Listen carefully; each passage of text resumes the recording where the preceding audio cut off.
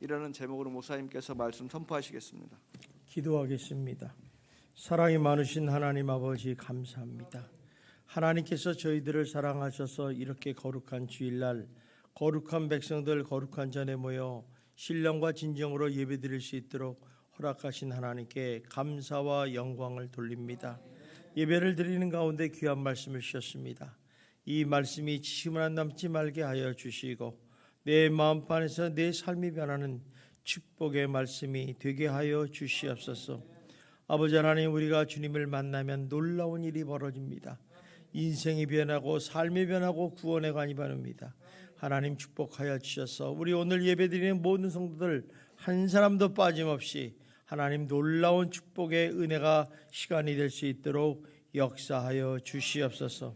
이 모든 말씀 예수님 이름으로 기도드리옵나이다. 아멘. 우리 옆 사람하고 인사합시다. 날마다 좋은 일이 날 것입니다. 네, 한 번 더 인사합시다. 당신은 잘 되는 사람입니다.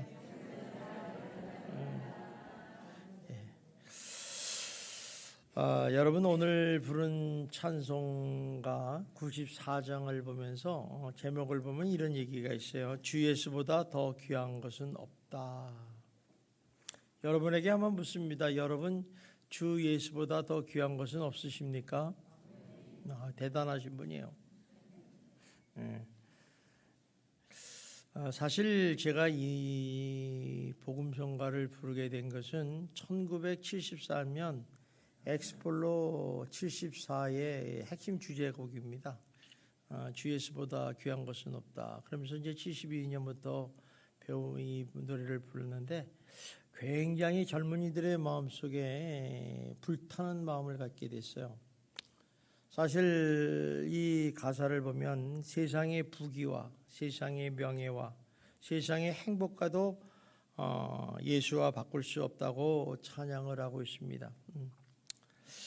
그래서 세상의 모든 즐거움을 다 버리고 세상의 모든 자랑도 다 버리고 오직 예수만을 붙잡고 살겠다고 고백하는 찬송가가 바로 이제 이 94장입니다.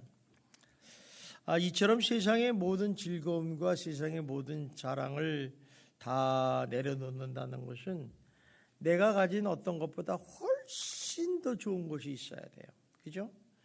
근데 그 좋은 것이 뭐냐? 바로 예수 그리스도라는 가치를 알게 될 때 우리가 내려놓을 수 있다는 것입니다. 그런데 우리 성도인 우리를 가만히 보면 주 예수보다 귀한 것은 없다 하면서도 양손에 둘 다 움켜잡으려는 마음들이 있어요. 한쪽에는 세상의 명예와 부귀와 행복을 붙잡기를 원하고 또 한 손에는 예수 그리스도를 붙잡기를 원한다는 것입니다. 참 왜일까? 그래서 신앙생활을 하면서 많은 성도들이 이것 때문에 갈등을 일으킵니다. 괴로워하죠.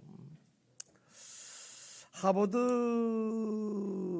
대학교의 박사학위를 받은 그 선교사인 이용규 씨가 지은 내려놓음이란 책이 있습니다. 아주 유명한 베스트셀러였는데 그분이 이 내려놓음에 대한 정의를 내렸어요. 뭐라고 냈냐면 내려놓음이라는 것은 나를 비우고 하나님으로 채우는 삶의 결단이다 그랬어요. 내려놓는다는 것이 그만큼 어렵다는 얘기죠. 그죠? 결단한다. 그러니까 좀 쉽게 얘기하면 이런 얘기예요. 내려놓음이란 내려놓는 것은 하나님께 나의 삶의 주도권을 전적으로 양도한다. 맡긴다 이래요. 내 삶의 주도권을 완전히 주님께 맡긴다. 그래서 주님이 하시도록 위임하는 것을 내려놓는다는 거예요. 그러면 내려놓은 사람들의 해야 될 일이 뭐냐? 오직 하나님을 믿고 하나님의 말씀에 따라서 최선으로 반응하는 것을 말하겠죠. 그런데 우리가 이제 이렇게 내려놓을 때 굉장히 갈등하고 힘들어하는 것은 내려놓으면 다 없어지는 걸로 생각한다는 거죠. 그런데 하나님께서는 내려놓을 때 더 좋은 것으로 우리를 채워주시고 풍성케 해주시는 분임을 우리가 알아야 된다는 것입니다. 그런데 이제 이렇게 세상을 주관하는 주인 노릇을 한 사단은 뭐라고 그러냐면 우리에게 끊임없이 가지라고 그래요. 또 끊임없이 꼭 붙잡고 있으려고 그래요. 유혹하려 합니다. 내려놓으면 모든 거 다 잃어버리니까 절대 안 된다고 속삭입니다.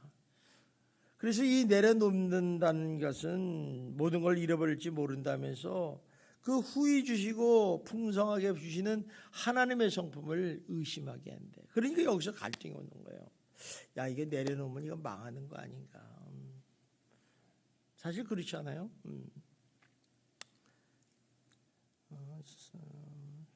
또한 이 내려놓지 못하면 집착이라는 거죠. 집착. 이 집착이라는 게 굉장히 무섭습니다. 참 이 집착이라는 것은 우리 마음을 굉장히 무겁게 하고 힘들게 합니다. 무엇인가에 대해서 이렇게 집착이 생기면 괴로움과 갈등이 생겨요. 근데 예를 들면 이런 거죠.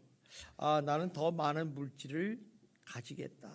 물질에 대해서 집착을 하게 되면 그때부터는 돈의 노예가 됩니다. 내가 뭐 때문에 사는지 몰라요. 그냥 다람쥐치밖에 돈 벌려고 막 돌아가는 거예요. 또 더 좋은 환경에서 살고 싶다 그러면 어때요? 뭐 10평짜리 살던데 만족하던 사람이 50평, 100평, 200평 이렇게 환경을 넘어가잖아요. 나중에 살다 보면 이제 청소도 못하고 이제 다 때려쳐 버리죠. 또 어떤 사람은 이래요. 자기 그 욕심과 욕망에 집착하는 사람이 있어요. 뭘 가지려고. 또 어떤 사람들은 오랜 세월 동안 살아오는 동안에 아픔과 상처, 고통을 붙잡고 사는 사람, 집착하는 사람이 있어요. 그러다 보니까 이런 것을 굉장히 괴롭고 힘들어요. 이거 좀 버리고 싶지 않아요? 좋은 것은 버리고 싶고 나쁜 것도 버리고 싶은데 이것을 버리지 못한다는 거죠. 그런데 이제 우리가 이런 집착을 내려놓을 때 비로소 내 마음에 진정한 화평과 행복을 이룰 수 있다는 것을 발견하게 된다는 것입니다. 오늘 이 본문에 나오는 삭개오라는 사람이 내려놓음을 통해서 행복을 느낀 사람이었어요. 그래서 이 참 놀라운 사람이야. 이 삭개오가 도대체 누구고 왜 이 사람이 내려놔서 그렇게 행복을 느꼈을까? 우리 한번 좀 살펴보면서 은혜를 좀 나누고자 합니다. 자, 우리 삭개오라는 사람이 어떤 사람이냐? 우리 한번 2절을 보겠습니다. 시작. 삭개오라 이름하는 자가 있으니 세리장이요 또한 부자라. 자, 이 삭개오라는 이름이 뭐냐면 참 순결하다, 정결하다, 또 의로운 자다 이런 얘기예요. 그러니까 이 아버지가 이 삭개오라는 이름을 지어줬을 때 너 세상에 살 때 정말 정결하고 의로운 자가 되라 하고 하나님이 아버지가 이름을 줬죠. 그러니까 아버지의 그 부모님의 기대가 그만큼 컸다는 거예요. 그런데 이 삭개오가 부모님의 기도와는 전혀 다른 길을 선택했어요. 무슨 길을 택했냐면 돈을 많이 벌고 아마 지위가 높은 것을 원한 것 같아요. 더구나 이 성경에 보니까 세리장이요 또한 부자라고 이렇게 직업과 자기 그 재정의 상태를 보여준 걸 보니까 무슨 얘기냐면 이 부정한 방법으로 부정축제에서 돈을 많이 번 사람이라는 것을 우리가 간접적으로 체험할 수 있는. 그러니까 한마디로 이 삭개오라는 사람은 자기 이름답게 살지 못하고 불의하게 살았던 사람이에요. 그래서 우리 보통 보면요, 사람이 자기 이름답게 산다는 게 쉽지 않습니다. 여러분들도 이름에 다 뜻이 있죠?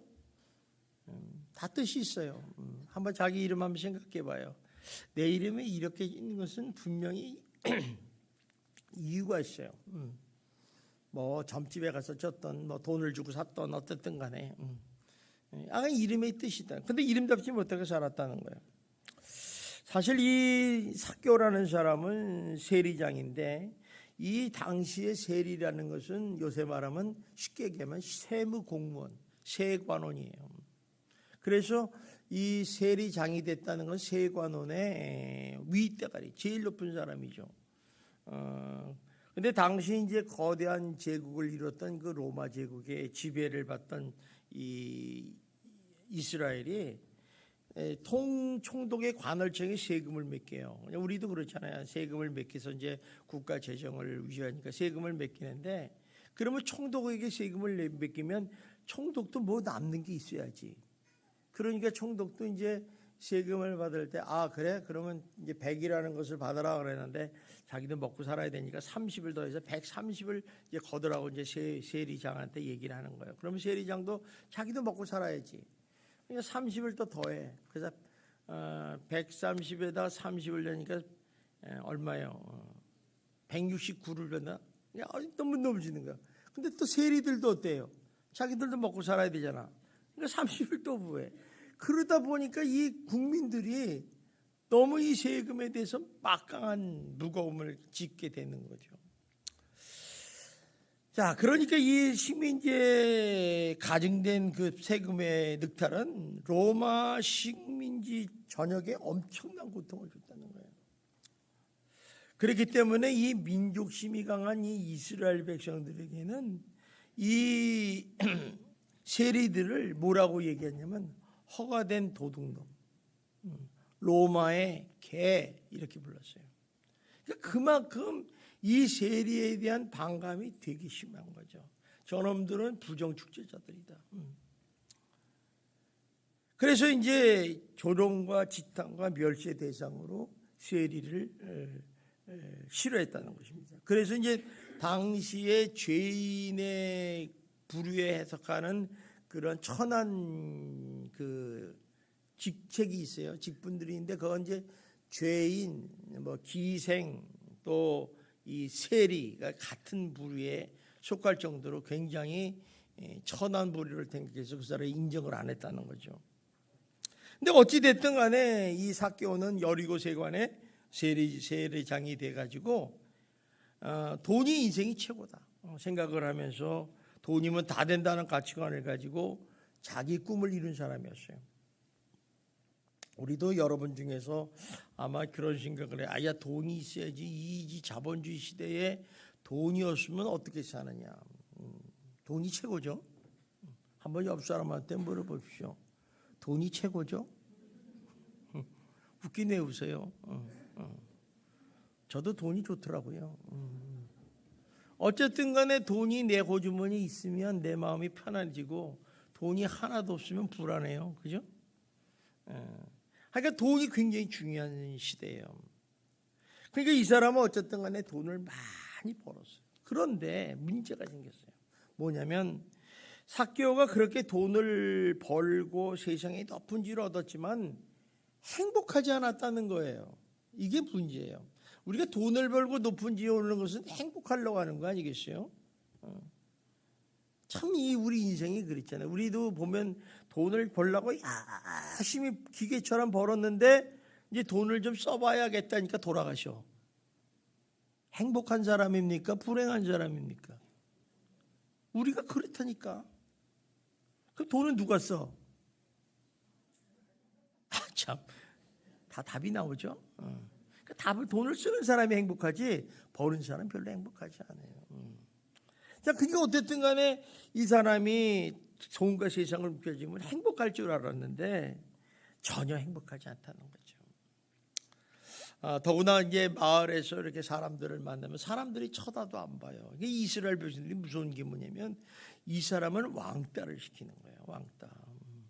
그러니까 율법을 안 지킨다, 뭐 안식일을 안 지킨다, 뭐 이러면요 사람 취급을 안 해요. 그래서 이제 초대교회 때 예수를 믿는다는 게 어려운 게 뭐냐면 예수 믿는 사람이 장사를 하면 팔아주지를 않아. 사지도 않고. 그러니까 어려운 거예요. 그런데 이제 어쨌든 간에 상대를 안 해주니까 점점점 괴롭고 외롭지잖아요. 사람이 관계가 있어야 되는데 행복하다는 게 관계 속에 이루어지지 않습니까? 그러니까 그의 마음 한구석에 가지면 가질수록 채워지지 않은 어떤 목마름이 생기기 시작한 거예요. 그러니까 이 사람이 이상하게도 뭔가 움켜쥐기로 하면 할수록 소멸되고 가지면 가지게 할수록 어떤 공허한 삶이 자기가 오고 있는 거예요. 그래서 이 사람이 고민하기 시작하는 거죠. 뭐라 하면 무엇으로 나의 삶을 이렇게 좀 채워주고 풍성하고 행복해질 수 있을까 고민하는 거예요. 그러니까 어떻게 보면 이 삭개오는 벌만큼 먼 사람이에요. 그동안 돈을 벌려고 막 아주 악독하게 벌어서 이를 악물고 벌었죠. 그런데 뭔가 채워주지 않고 공허하고 정말 행복을 못 느끼는 거예요. 근데 그러던 어느 날 예수님께서 여리고를 지나가신다는 소문을 들었어요. 자, 우리 한번 3절을 보겠습니다. 시작. 그가 예수께서 어떠한 사람인가 하여. 자, 여기서 보니까 예수께서 어떠한 사람인가 하여 보고자 하였다. 이 메일에는 뭐냐면 예수를 만나보겠다. 어떤 분인가 보려고 애썼다. 강렬한 욕구가 있었다는 거예요. 그냥 한번 보지 이렇게 본 게 아니라 꼭 저 사람을 만나서 봐야겠다. 당시 가장 그 시대의 이슈거리, 이야기의 주제는 레이스였어요. 예수가 가는 곳마다 돌풍을 일으켰거든요. 사실 그분에 대한 소문을 3년 전부터 계속 들었지만은 관심이 없었죠, 그동안. 그런데 이제 오늘날 이제 관심을 갖게 된 거죠. 그분이 이제 곳곳에서 갈릴리나 곳 지역에서 일어나게 된 수많은 이적들, 특별히 오병이의 기적이라든가 이런 것들, 또 그분이 이제 하찮은 현장마다 찾아가서 친히 손을 어루만지며 병자를 치료해 주신 그 많은 사건들과 이적들을, 또 특별히 그분이 말씀하시는 그 놀라운 말씀들 지금 들어보니까 너무너무 좋은 거예요. 우리도 그렇잖아요. 남의 얘기 들으면, 좋은 얘기 들으면 너무 감동되잖아요. 그러니까 이런 메시지들이 그를 감동시킨 거죠. 그래서 이제 이 예수가 도대체 어떤 분인가 좀 궁금도 했고 또 만나보고 싶었던 거예요. 왜 그러냐면 자기의 이런 공허함, 채워지지 못하는 인생의 행복감을 좀 해결할 수 있지 않을까. 이런 분이라면, 이런 분을 만나서 좀 조언을 받으면 도움되지 않을까, 이런 생각을 했다는 거죠. 우리도 이제 인생에 어려움이 있으면요, 누구한테 가서 이렇게 한번 이렇게 조언 받는 게 되게 중요해요. 한번 상담해보고 하면 풀어지는 문제가 쉽죠.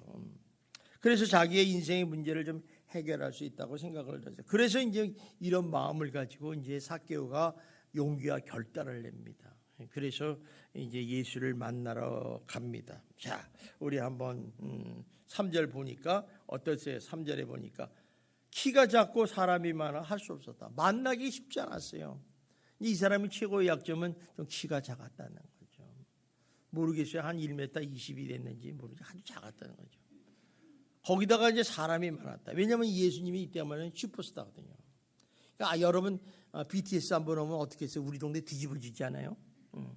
똑같은 거예요. 어떻게 가서 보겠어요? 옥상에 올라가서 봐야지. 근데 가까이 갈 수가 없는 거예요.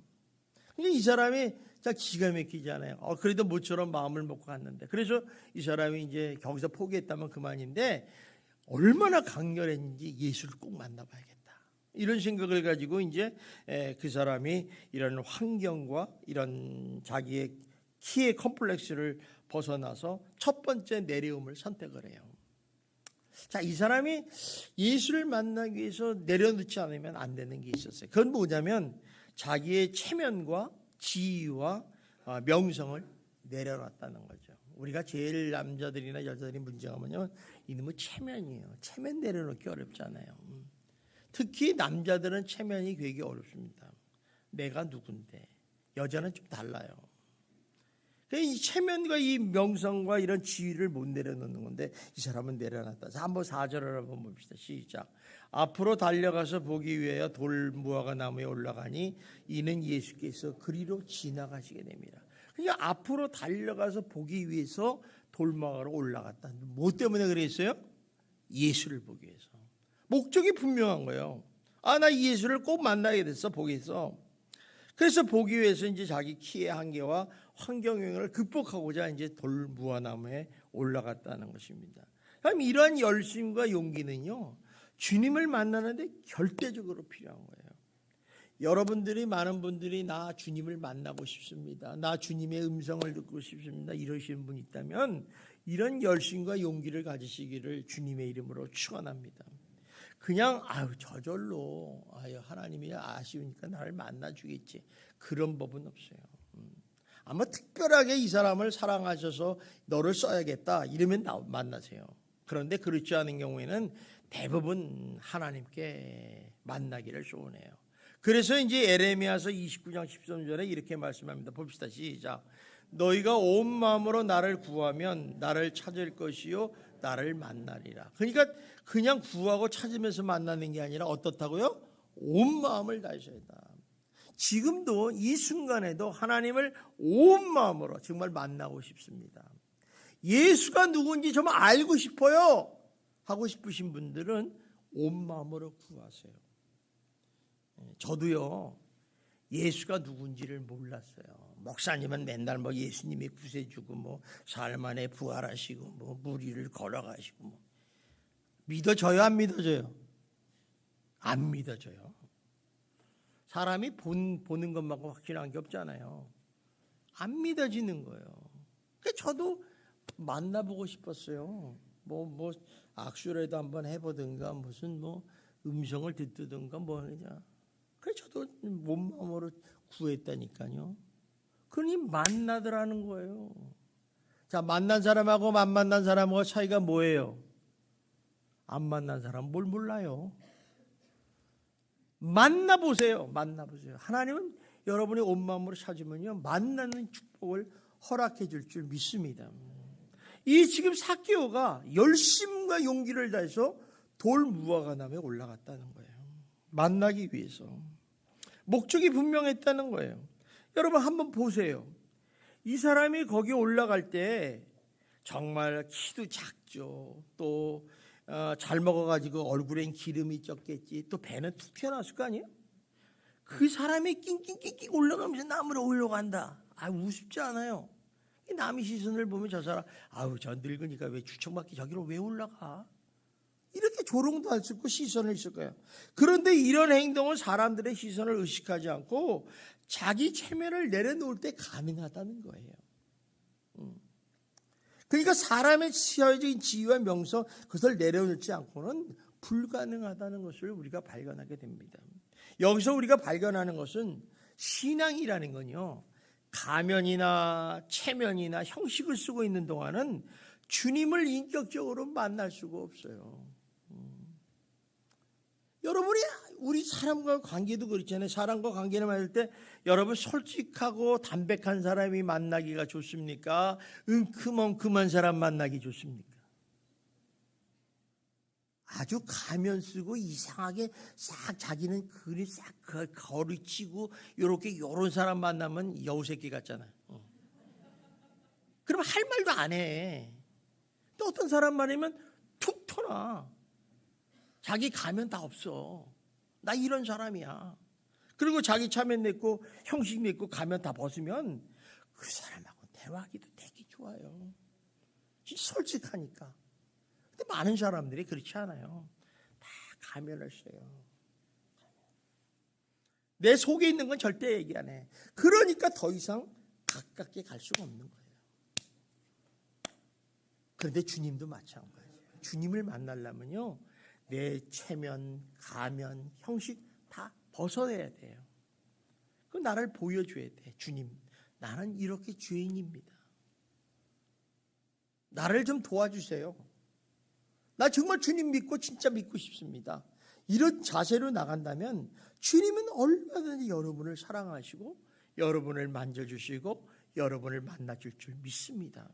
이게 신앙생활의 포인트예요. 자, 지금 삭개오는 자기 모든 것을 내려놓고 가면도 내려놓고 자존심도 내려놓고 형식도 내려놓고 무화과나무로 올라갔어요. 자, 근데 놀라운 일이 봤네. 이렇게 가면을 내려놓고 체면을 내려놓고 올라가 보니까 예수님이 보이기 시작하는 거예요. 여러분 나무에 안 올라가면 절대 예수님 볼 수 없었어요. 내려놓으니까 올라가 보니까 보이는 거예요. 오, 저기 누가 있네. 예수님이 오시네. 이렇게 보는 거예요. 저렇게 생겼구나. 근데 그 예수님이 오는 행렬을 이렇게 보는데 그 여리고에서 예루살렘에 올라가는 길은 길이 하나예요. 마치 이제 우리 교회에 올라오는 길처럼 이런 길이 하나예요. 그 가운데 이제 이 돌무화과 나무가 서 있는데 거기 올라갔으니 모든 게 다 보이잖아요. 근데 더 더 놀라운 것은 예수님께서 그 길로 이렇게 오시는 건지 예상은 했는데 그 다음에 뭐냐면 그 돌 무화과 나무 밑에 딱 오자마자 딱 서더라는 거예요. 얼마나 놀랐겠어요. 여러분 왜 멈췄겠습니까? 삭개오 하나 때문에 멈춘 거예요. 그러니까 하나님은 무엇보다도 목마른 영혼에 대해서 깊은 사랑을 가지고 계시다는 거예요. 그러니까 자기를 만나기 위해서 그 목마른 마음을 가지고 나무에서 내려보는 그 한 인간 삭개오를 보니까 만나보고 싶으신 거예요. 그러니까 걸음을 멈추시고 위를 쳐다봤어요. 지금 예수님은요 무엇하러 여리고를 지나서 예루살렘에 올라가셨겠어요? 그냥 지나가신 게 아니에요. 사실 지금 이 순간에는요 예수님이 다른 때는 뭐 절기를 지키려고 예루살렘에 올라가는데 이때는요 예수님이 마지막 공생이에요. 그래서 이제 예루살렘에 올라가셔서 십자가를 지기 위해서 예루살렘에 올라가는 중이에요. 그러니까 예수님의 마음은 어떻겠어요? 굉장히 심히 괴롭고 힘들고 답답하고 막 귀찮은 거예요. 귀찮은 거. 짐이 얼마나 무겁겠어요. 십자가를 진다는데. 내가 죽으러 갔는데 뭐가 좋겠어요. 다시 말해서 하나님은 예수님은 하나님의 뜻을 이루기 위해서 이제 예루살렘에 올라서 며칠 있다가 십자가에 못 박혀 죽으시는 사역을 감당했다는 거예요. 그러니까 엄청난 큰 일을 앞두고 있어요. 그런데 이런 시간에 삭개오를 만날 이유가 뭐가 있겠어요? 여러분은 만나겠어요? 바빠 죽겠는데 내 죽을 것 같은데. 그런데 그런 시간에 삭개오에게 주님은 만날 수 있는 마지막 기회였고 또 주님이 그런 긴박한 상황에서 이렇게 구원을 사모하며 갈급함을 사모하는 그 영혼을 향해서 삭개오를 만나기 위해서 돌무화에 올라간 삭개오에 있는 곳에 섰다는 거예요. 얼마나 놀라운 일입니까? 그만큼 삭개오를 사랑하셨다는 거죠. 이 삭개오는요 그 당시 죄인이라니까요. 천한 세리라니까. 그런데 이거 전지전능하신 하나님의 아들 예수께서 그를 만나기 위해서 섰다. 대단한 거 아닙니까? 여러분의 인생에서도 예수님을 만남의 축복의 시간이 되기를 주님의 이름으로 축원합니다. 자, 5절을 한번 봅시다. 시작. 예수께서 그곳에 이르사 네 집에 유하겠다 아니라. 자, 놀라운 일이에요. 여기서 유하야겠다는 이 말씀은 무슨 얘기냐면 필연성을 얘기해요. 너 여기 머물겠어. 주권적인 의지를 얘기하는 거예요. 예수님이 나 아무리 바빠도 오늘은 너와 만나서 좀 얘기도 하고 잠도 먹고 밤도 자야겠다 이런 얘기예요. 참 놀라운 얘기 아니겠습니까? 이런 장면은 요한복음 4장에도 나옵니다. 요한복음 4장에 보면 예수님께서 평소에 안 가던 길을 가세요. 사마리아를 지나서 이렇게 가시는데 사마리아 가야겠다 이런 말씀을 해요. 그 가야겠다는 그 말씀에는 필연적인 그런 뜻과 자기의 주권적인 의지가 있는 거예요. 왜 갔어요? 그 사마리아에 있는 그 사마리아 여인을 만나서 그 영혼의 갈급함을 해결해 주려고 하셨다는 거예요. 그러니까 목적이 분명하셨다는 거죠. 지금도요. 주님을 만나기를 원하시고 갈급하신 영혼이 있다면 그 영혼의 목마름에 주님께서도 지금 찾아가시고 계실 줄 믿습니다. 그래서 우리가 발견해야 할 교훈은 뭐냐면 주님이 나를 찾아오시면요 길이 보이는 거예요. 주님을 만나면 내 인생의 모든 문제가 해결이 됐는 줄 믿습니다. 그래서 우리가 항상 모든 문제를 가지고 주님 앞에 나가서 기도하면서 주님을 만나셔야 돼요. 그러면 해결이 되는 거예요. 여러분의 인생의 문제 아무리 그 조그만 머리 가지고 방앗간을 돌려도요 안 돼요. 주님이 한번 탁 그래 내가 해줄게 그럼 끝나는 거잖아요. 뭐가 어렵겠어요. 그러니까 결국 이 주님을 만난 삭개오 운명은 어떻게 됐을까? 여기 보니까 참 재밌는 얘기가 있어요. 삭개오 운명이 변해버렸어요. 삶이 바뀌었어요. 어떻게 변했냐? 6절 봅시다. 시작. 급히 내려와 즐거워하며 영접하거늘. 자, 지금 삭개오가 자신이 잊고 있던 그 즐거움을 경험하면서 행복했다는 거예요. 무슨 얘기냐면 내가 이렇게 내려놓으니까 정말 이렇게 좋은 것을 왜 그동안 못했지? 이런 얘기예요. 여러분요, 내려놓으면요 홀가분해져요. 누구 미워하시는 거 있어요? 내려놓으세요. 그러면요 여러분 안에 기쁨과 행복이 물결치는 거예요. 그거 못 내려놓으면요 평생 가져가는 거예요. 여러분 가정에 문제가 있습니까? 내려놓으세요. 여러분 혼자 하지 않잖아요. 내려놓으시면 여러분 편하게 살 수 있어요. 근데 그거를 어떤 사람은요 다 개처럼요 다 토해놓고요 다시 다 먹고 가요. 그런 사람 많다니까. 기도하면서 하나님이 용서해주고 주시옵소서 그러고 갈 때는 다 가지고 가요. 이게 우리들의 인생이에요. 그러지 마시고 그냥 맡기세요. 주님 앞에 내려놓는 거 맡기는 거잖아요. 맡기는 거. 자, 그래서 이 사람이 급히 내려와서 즐거워하면서 예수님하고 막 얘기하는 거예요. 그래서 이 즐거움으로 삭개오로 하여금 즐거움을 삭개라고 하면 두 번째 내려놓으면 결단을 하게 돼요.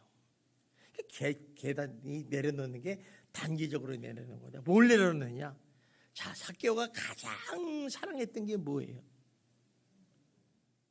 돈이잖아. 그 돈, 자기가 움켜쥐었던 그 모든 재산을 다 내려놔요. 삭개오 미친 사람. 그죠? 미쳤죠? 여러분 미치지 않은 것 같아요? 저는 미친놈이라고 그래요. 여러분. 어떻게 자기의 지었던 모든 재산을 내려놓을 수가 있겠어요? 그런데 삭개오가 내려놓을 수 있는 동기가 뭐냐면 주 예수보다 귀한 것은 없다는 것을 깨달았다는 거예요. 예수님의 가치를 받아보니까 이 돈 별거 아니다는 거예요. 자, 그래서 어떻게 했느냐? 우리 8절 봅시다. 시작. 삭개오가 서서 주께 여짜오되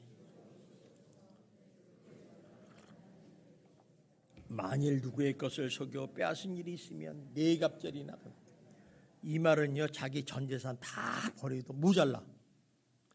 지금 삭개오의 재산은 다 어떻게 한 거예요? 속여가지고 뺏은 거죠. 근데 네 배나 갚아. 없어. 근데 가난한 자에게 반 주고 나머지는 네 배를 준대. 없는 거예요. 그런데 이렇게 말을 해요. 예수님 앞에. 그러니까 예수님을 만나자 자기 인생관이 완전히 이렇게 했어요. 변화됐어요.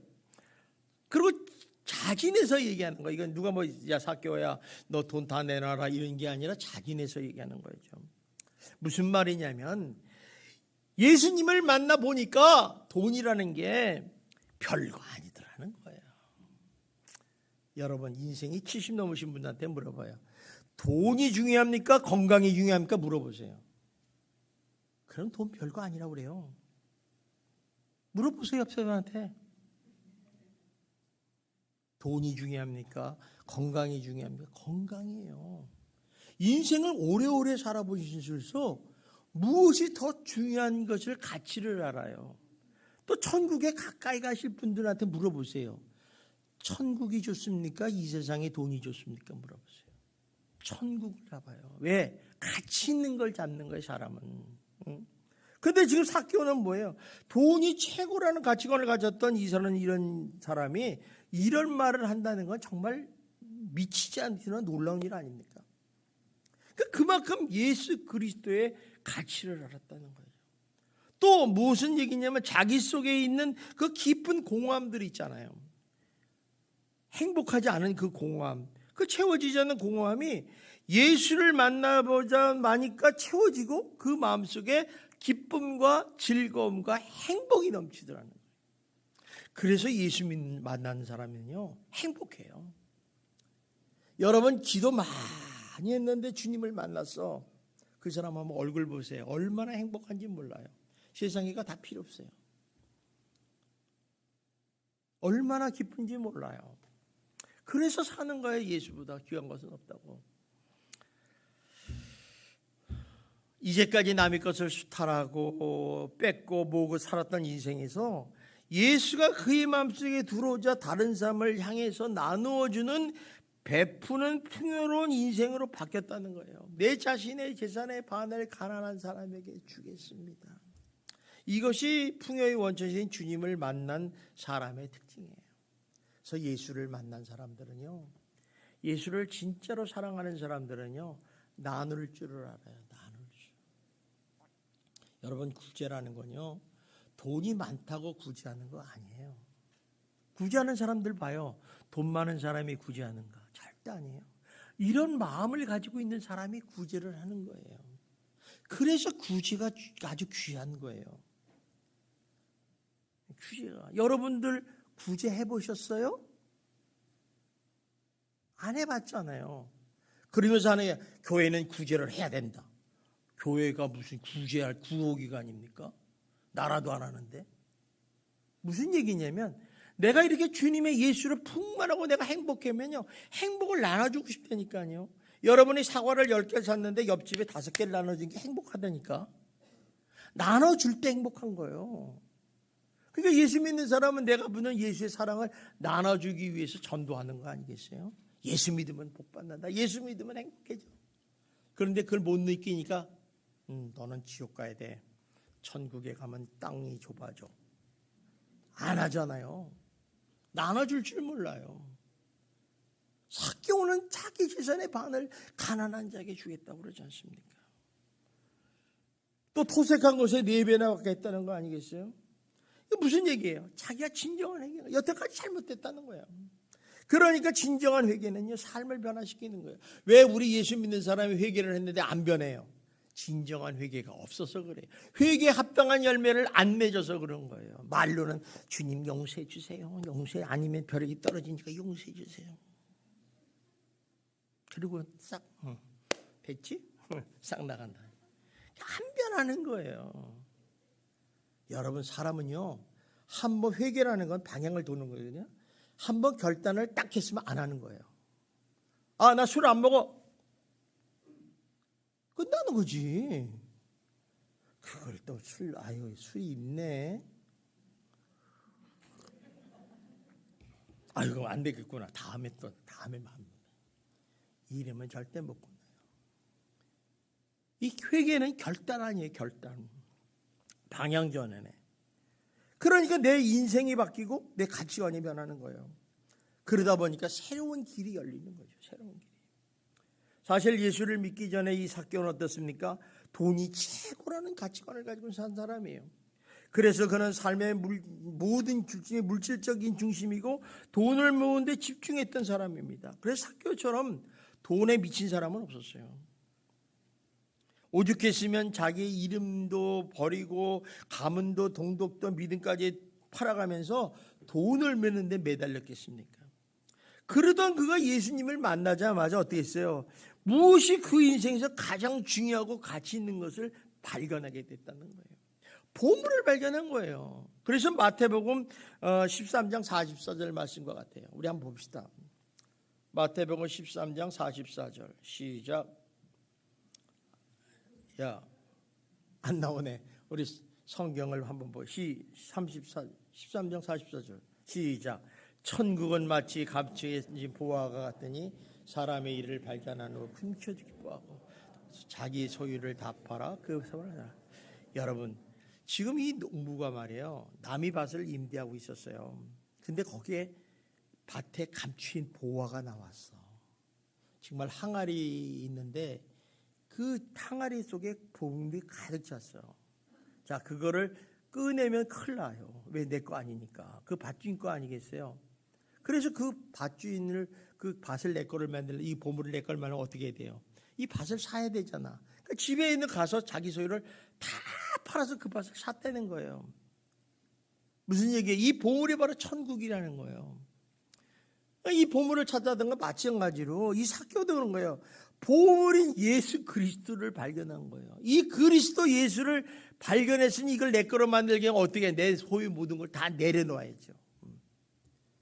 내려놓지 않고는 양손에 잡아가지고는 이게 안 되는 거예요.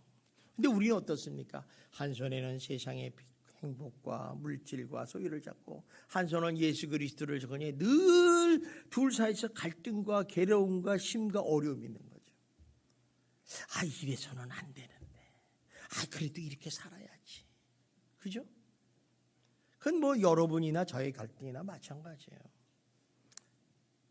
그러나 예수 그리스도를 붙잡기 위해서는요, 자신의 모든 소유를 내려놓는 그런 믿음의 결단이 있어야 된다는 것입니다. 그래서 진정한 신앙생활은 어떻게 하느냐? 이렇게 예수 그리스도의 가치를 발견할 때부터 시작이 되는 거예요. 그래서 예수님만을 부르는 거예요. 오직 예수를 부르는 거죠.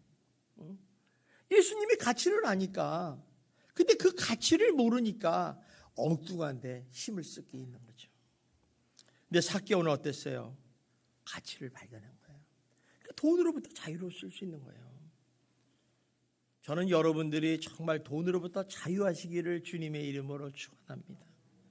돈이라는 게 제 비결 하나 있게, 돈 물론 비결 하나 있게요. 돈이 쫓아오게 하면 돼요. 돈을 쫓아가면 피곤한 거예요. 그냥 가만히 있어도 돈이 굴러 들어와야 돼요. 돈 버는 사람이라니까. 재벌들한테 한번 물어보세요. 돈 어떻게 버니까. 돈이 그냥 들어오니까 버는 거죠. 쫓아가는 사람 못 봅니다. 그래서 부자들은요, 돈이 그냥 굴러 들어온다니까요. 가만히 있어도. 그러니까 우리 예수만 잘 믿으면요, 주님이 복의 근원 아니에요. 그냥 복을 부어주시는 거죠. 그래서 예수를 만나면 이런 변화가 우리 안에 일어난다는 것입니다. 그래서 예수의 만남은 인격과 삶을 변화시키고 우리의 삶을 변화시킨다는 것이죠. 얼마나까지 가난한 자에게 아무런 관심이 없던 이 삭개오가 갑자기 예수를 만난 자면 가난한 자에게 관심을 갖기 시작했어요. 또 예수를 만나자마자 고통당하는 이웃에 대한 그런 마음이 일기 시작했다는 거죠. 그들의 신음소리를 듣기 시작한 거예요. 이처럼 이웃을 보는 눈이 바뀐 거예요. 이것이 바로 예수 믿고 변화된 사람의 모습이에요. 그래서 여러분 여기서 이웃을 보면 이웃이 정말 고통당하고 있으면 도와주셔야 돼요. 그를 사랑해 야 돼요. 이웃 사랑이 뭡니까? 사랑해 하고 말만 하는 거예요? 아니에요. 필요를 채워주는 거예요. 예수 안 믿는 사람이 있으면 예수를 전해야죠. 밥을 먹는 사람은 밥을 줘야죠. 그게 구제 아니에요? 그게 이웃 사랑이에요. 말로만 하나님을 사랑하고 이웃을 내 몸같이 사랑하라. 그 말이 아니에요. 근데 우리는 문제가 뭐냐면 말은 너무 잘해요. 근데 삶은 너무 안 해요. 그게 문제예요. 그러니까 예수 믿으면요 말하지 마세요. 예수 믿는다고 나는 실천하는 사람입니다. 이렇게 살아주셔야 돼요. 이게 되게 중요한 거예요.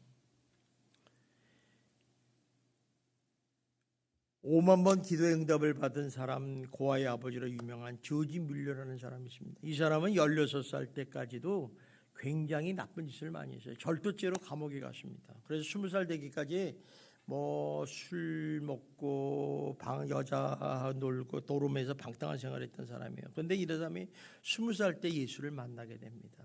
예수를 만나고 나서 이 사람이 이제 이전과 다른 사람이 됐는데 사람이 변화되니까 그 삶이 변하게 되는 거죠. 그래서 조지 뮬러는 주님을 만난 후에 이런 결단을 해요. 무슨 결단을 하냐면 주님을 위해서 어떤 방법으로 살 것인가 이제 고민을 하면서 결단을 하죠. 우리가 지금 주님을 진짜 만난 사람은 이런 결단을 하게 돼요. 주님을 만나면 나는 어떤 삶을 살 것인가 고민하게 되죠. 정말 그래서 이 사람이 이제 결심하면서 어떤 삶을 사냐면 하나님의 뜻과 성도 유익을 위해서 가난한 자를 위하고 고아를 위해서 자기 전 재산을 다 바칩니다. 그리고 그 자신을 헌신하면서 온전한 하나님의 사람, 기도의 사람으로 변해서 수많은 고아들을 구제하는 역할을 했던 사람이에요. 성도 여러분, 이것이 바로 그리스도인들이 진정한 예수를 만난 사람들의 모습이라는 거죠. 회개는 이런 역사가 일어납니다. 여러분 정말 우리가 주변에서 정말 저 사람 예수 믿었는지 달라졌어. 정말 변했어. 이런 칭찬을 들어야 돼요. 아유 저 예수 믿는데 저거 틀렸어. 예수 믿는 놈이 말이야 말하는 거 보면 맨날 부정적인 얘기나 하고 말이야. 돈 얘기나 하고 남 사기치고. 여러분 알잖아요 여러분들이. 정말 저 사람 달라졌다. 우리 한번 옆 사람한테 한번 칭찬 한번 합시다. 당신 예수 믿어서 많이 달라졌네요. 한번 해보세요. 많이 달라. 그러니까 정말 달라 보이죠? 변해야 돼. 이런 소리 자꾸 들어야 돼. 야, 저 사람 예수 믿더니 멋있어졌어. 예수 믿으니까 왜 저렇게 젊어졌지? 그럼 더 좋은 거예요. 하여간 어쨌든 간에 우리가 이렇게 이런 변함을 통해서 우리 영향력을 끼치는 증인의 삶을 사시는 여러분이 되시기를 주님의 이름으로 축원합니다. 그래서 우리가 예수님이라는 그 귀한 가치를 놓고 내가 내려놓으면 이렇게 좋은 일이 벌어지는 거예요. 그러니까 내려놓으면 좋은 거예요. 여러분 많이 내려놓으시고 정말 예수 그리스도만을 붙잡고 살아가는 거룩한 인생이 되시기를 주님의 이름으로 축원합니다. 기도하겠습니다. 사랑이 많으신 하나님 아버지 감사합니다. 하나님께서 저희들을 지극히 사랑하셔서 오늘 내려놓으면 이렇게 좋은 것을 라는 제목을 가지고 우리에게 말씀을 전하고 있습니다. 하나님 정말 우리가 이 예수보다 더 귀한 것은 없다고 고백을 하며 찬양을 하지만은 내 것을 내려놓지 못하기 때문에 예수의 그 보배로운 가치를 잡지 못하고 있습니다. 하나님 우리들에게 주님을 잡을 수 있는 힘과 용기를 더하여 주시고 정말 이 내려놓음을 통해서 행복한 인생이 될 수 있도록 축복하여 주시옵소서. 예수님 이름으로 기도드리옵나이다. 아멘. 아멘.